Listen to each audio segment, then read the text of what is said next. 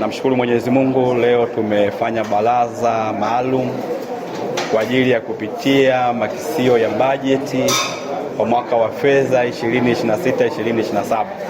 Nashukuru kikao kimeenda vizuri. Madiwani wameweza kuchangia na kueleza maoni yao juu ya changamoto mbalimbali ambazo ziko kwa wananchi, na kuona baraza hili kupitia bajeti hii na kwenda kujibu kero na changamoto ambazo ziko kwa wananchi, lakini pia kuhakikisha yale yote yaliyopo kwenye ilani ya uchaguzi ya Chama cha Mapinduzi yanaenda kuanza kutekelezwa kupitia bajeti hii ya 2026-2027. Na baraza letu limeweza kupitia jumla ya shilingi bilioni 35,103,073,864 kwa ajili ya bajeti ya mwaka wa 2026-2027. Lakini katika fedha hizo mishahara ni shilingi bilioni 20,499,426 sawa na 58%.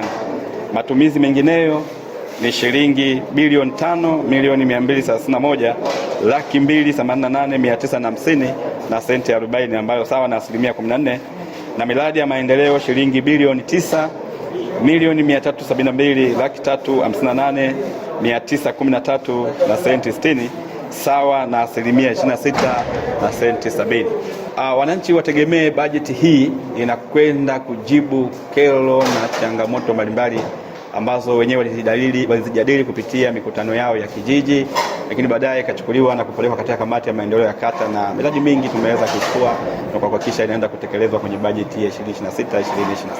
Halmashauri ya Kibiti katika mwaka huu wa fedha ujao wa 2026-2027 tunataraji kusanya zaidi ya bilioni 35, na kati ya hizo mapato ya ndani tunatarajia kusanya jumla ya shilingi bilioni 3.755 ambazo ni kutokana na vyanzo vyetu vya mapato vya halmashauri, na tumejizatiti kwa kuhakikisha kwamba tunahakikisha kwamba vyanzo vile vyote vile, hasa kwenye madini ya mchanga, kwenye mapato ya kawaida kupitia kwenye mapato ya samaki, mapato ya kupitia kwenye vyanzo vyetu vya mazao ambavyo huaga vinatuingizia asilimia kubwa ya mapato yetu ya ndani.